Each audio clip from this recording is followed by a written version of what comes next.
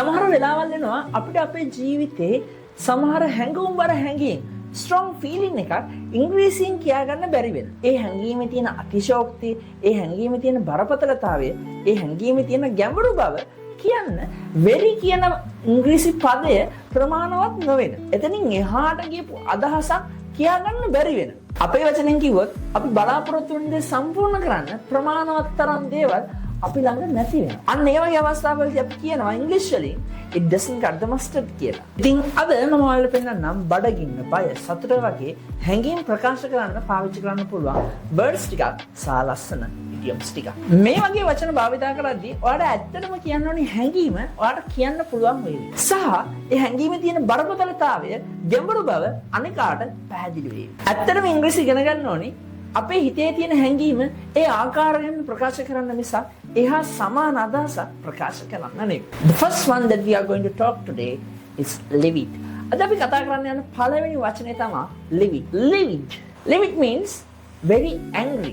හුඟාරිය කේන්තියෙන් ඉන්න වෙලාවක ඔයාලට ඒක කියන්න භාවිතා කරන්න පුළුවන් live it කියන වචනේ. දැන් ඉතින් very angry කියන එක නතර කරලා ඒ වෙනුවට live it කියන වචනය භාවිතා කරන්න පටන් ගන්න. pronunciation tip. live it කියන වචනය උච්චාරණය කරද්දී මතක තියාගන්න ඒක උච්චාරණය වෙන්නේ short e sound එක. live it. live it.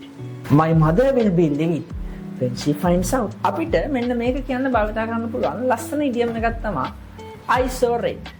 ඉංග්‍රීසි භාෂාවේ එක එක දේවල් විස්තර කරන්න කලර්ස් භාවිතා කරනවා. ඉතින් ඒ පිළිබඳ වීඩියෝ එකක් මම වෙනම අරගෙන එන්න. ඒ වගේම තමයි අපිට භාවිතා කරන්න පුළුවන් තවත් ලස්සන ඉඩියම් එකක් තමයි to hit the roof. To hit the roof. මට මතකයි දවසක් අපි අපේ ගේ ගාව ක්‍රිකට් සෙල්ලම් කරද්දී අපේ බෝලේ ගිහිල්ලා විදුරක ඇදිලා විදුර කුඩු වුණා. I can remember my mother hit the roof when she found out it. Ravenous. Very hungry. ඔයා හුඟාරිය බඩගින්න ඉන්නේ. යකෙක් කන්න බඩගින්න ඉන්නේ කියන්න පාවිච්චි කරන්න පුළුවන් ලස්සන වචනයක් තමයි ravenous. Pronunciation tip. We have to stress the first syllable. Ravenous. Ravenous. What's for lunch? I'm absolutely ravenous. මේක කියන්න පුළුවන් තවත් ලස්සන ඉඩියම් එකක් තමයි I can hit a horse. I can eat a horse. Sinhala භාෂාවේ පාවිච්චි කරන යකෙක් කන්න බඩගින්න. එතකොට ඒ වගේ ඉංග්‍රීසි භාෂාවේ පාවිච්චි කරන ලස්සන ඉඩියම් එකක් තමයි I can eat a horse. ගොඩක් කට්ටිය මේක මම පාවිච්චි කරනවා. අඩුයි. මොනවාට I can eat a horse. Devastated. කිසියම් දෙයකින්ද ඔයා දුකින් නම් ඉන්නේ. ෂොක් වෙලා නම් ඉන්නේ. ඔයාලට පාවිච්චි කරන්න පුළුවන් වචනයක් තමයි devastated. Devastated. ඔයාලට කිසියම් අසුභාරංචියක් ඇවිල්ලා ඔයාලට දැනුණු හැඟීම විස්තර කරද්දී ඔයාලට පාවිච්චි කරන්න පුළුවන් මෙන්න මේ devastated කියන වචනේ. ඔයාලට කියන්න පුළුවන් I was devastated. I was devastated. අපේ පැත්තේ මල්ලි කෙනෙක් බයික් ඇක්සිඩන්ට් එකකින් නැති වුණා. His family was absolutely devastated. ඔයාලට කතාවක් කියන්නේ.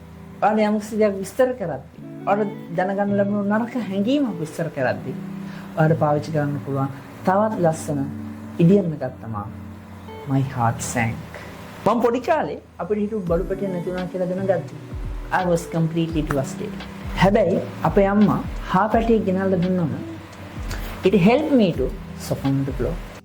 Elated. Very happy. ඔයා හුඟාරියක් සතුටින් ඉන්න අවස්ථාවක ඔයා හුඟක් සතුටින් ඉන්න අවස්ථාවක ඔයාලට මෙන්න මේ elated කියන පදය පාවිච්චි කරන්න පුළුවන්. හිත යටින් එන ඒ ඇත්ත සතුට එන්නේ හරිම කලාතුරකින්. හැබැයි අපිට පුළුවන් වෙන්න ඕනි ඒ සතුට වචන වලට පෙරලන්න. ඒ වගේම මේ අදහස ඔයාලට කියන්න පුළුවන් තවත් ලස්සන ඉඩියම් එකක් තමයි over the moon. I was over the moon. මේ වචන අපිට උදව් කරනවා very happy කියන වචනේ භාවිතා නොකරින්. I was absolutely elated when I found out that my younger sister passed the grade 5 scholarship exam. I was over the moon. මේ වචන වල අර්ථ රසය තවත් වැඩි කරන්න අපිට භාවිතා කරන්න පුළුවන් absolutely ho incredibly.